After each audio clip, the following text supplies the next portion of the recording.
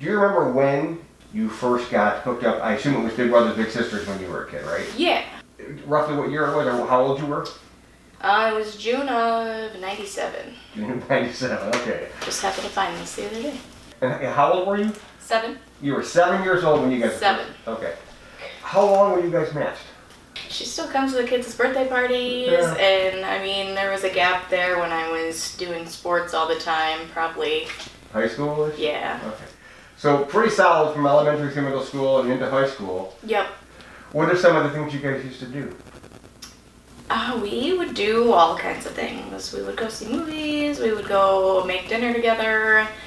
How did that impact you, having a mentor in your life at that age? It was really nice to have the one-on-one time with someone that was there that actually cared about you and what you were doing, and like even just sometimes she'd pick me up and we'd just do homework, or I would help her make dinner and set the table, and then we would do some homework and just pretty much do whatever.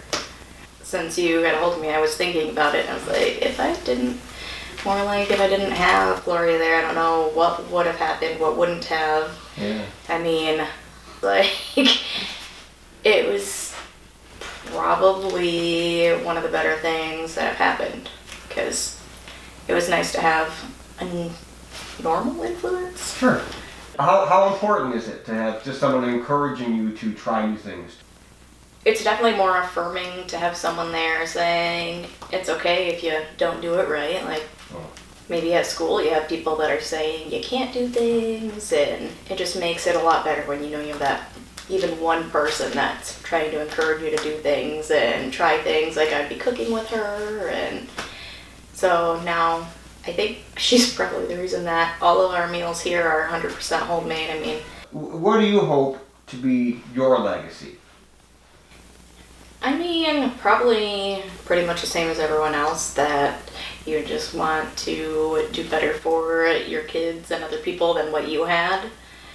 I kind of feel like a lot of people are, I don't want to say products of their environment, but it's hard to get out of that if that's all that you know.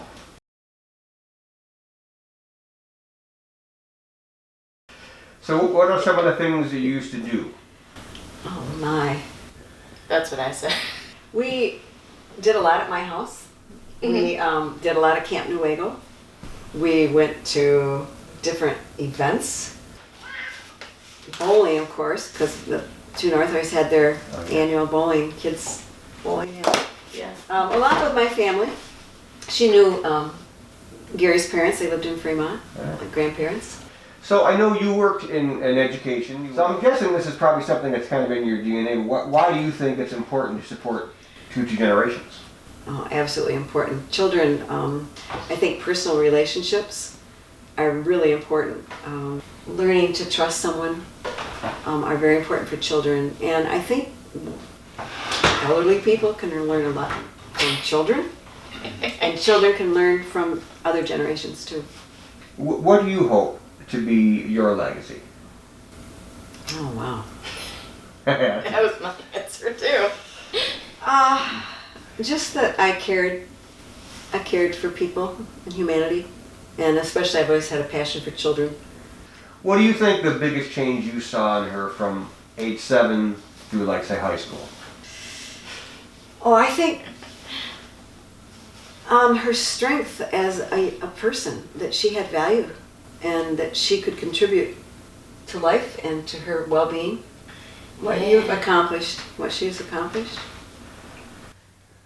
You know, how is that mentor relationship different than what you would have with your own children? I think having a mentee-mentor relationship is just trying to be an example that yes, life can be tough, but we can have an attitude to make a choice how we're going to respond to that instead of react to it. I'm not going to go into a room because I'm having a bad day and just be like, sit down, I need to poke you now. No, it just, it's funny because I just said that. So you mentioned that being a mentor impacted you as well, or changed you or whatever. Well, how? Well, I felt like I was doing something positive in someone's life. And at the same time, I just loved Dani. She was giving me something. I wasn't just giving her something. And I was giving her attitude. yeah. So I think personally it was a time for me to grow, to also understand that, again, I couldn't control some things in her life, but I could still be there if she needed to talk or needed to see a different view of something. And when you choose to become a mentor, you're choosing to invest your time, your energy, your love in another person. So it is a choice, and I think that when you make that choice, that says something about the person. Anyways. Yeah, I think that's true. Make me start crying. Yeah. I know, I thought that same thing.